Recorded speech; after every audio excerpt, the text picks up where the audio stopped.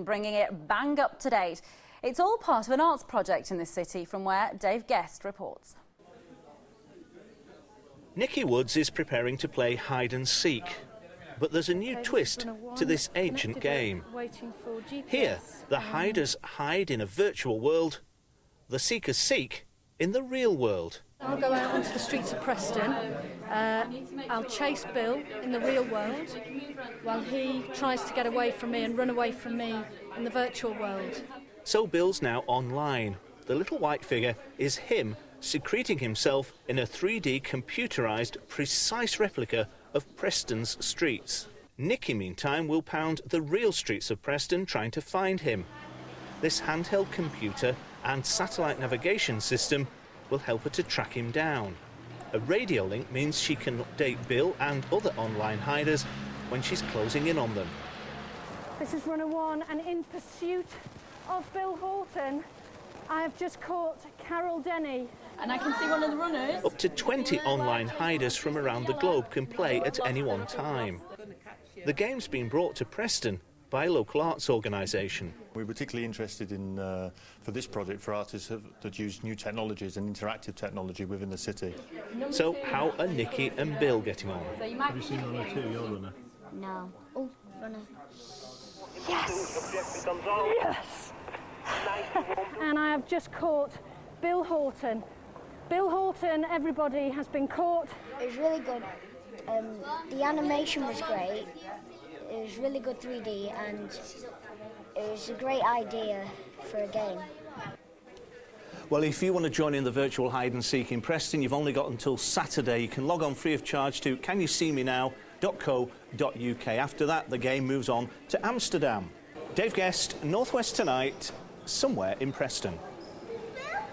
I tell you what, I think you have to be about 12 with great computer skills to understand that game. Yeah, they got it, didn't they? I know, I'm feeling my it. age now, I have to say. Now, before we go, we did ask for your emails on grot spots and the eyesore buildings and sites which are blocked on the landscape. Here are a few of your thoughts. Carl emailed to say that a place called Meal House Court in Atherton has been left to be vandalised for about 12 months now. Children, apparently, have been setting fire to it day in, day out when school is off, and he says it's an absolute disgrace. Well, Chad from New Mills says it's an old train depot. Now, this is in Buxton. It's been attacked by vandals. It's been like this for 10 years now, and he says it completely ruins the approach to the station.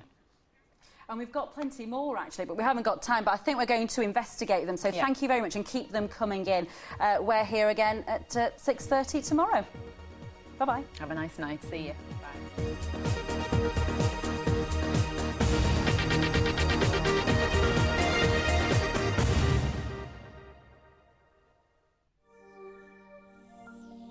Together, we've lost around 15 billion in forgotten bank accounts. Keep your hands off mine. The One Show explains next. Rocking and rolling with the aspiring rock god at York Minster on 2. And Sir Andrew Davis returns to the BBC Symphony Orchestra for the BBC Proms in half an hour over on Radio 3.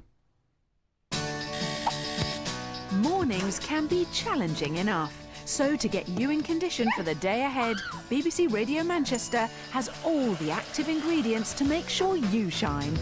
Good morning, I'm Diane Oxbury. And I'm Eamon O'Neill on BBC Radio Manchester. Can cars and cyclists coexist? Locally enriched for maximum vitality all day long. Eamon O'Neill and Diane Oxbury at breakfast on BBC Radio Manchester. You're going to love where we're coming from.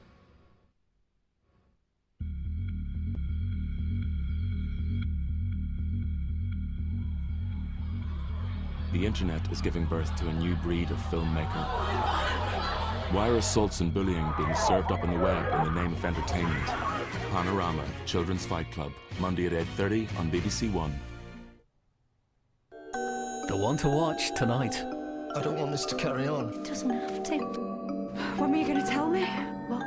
About Mum? What are you saying? What are you on about? True Dare Kiss at 9, here on BBC One.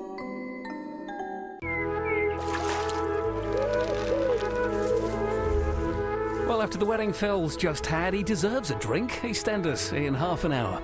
First on BBC One, it's 7 o'clock, which means there's only one show.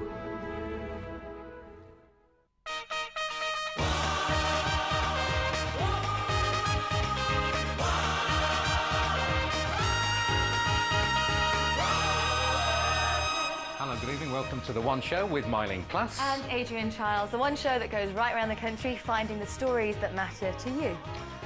Here outside, something approximating sunlight happened not long ago, but over there, the Cheltenham Racecourse, here's the scene. Water being distributed from there. We have Red Cross parcels being prepared in Bristol. And how am I driving? Carefully. It's in Standlake in Oxfordshire. Firefighters are replenishing sandbag supplies.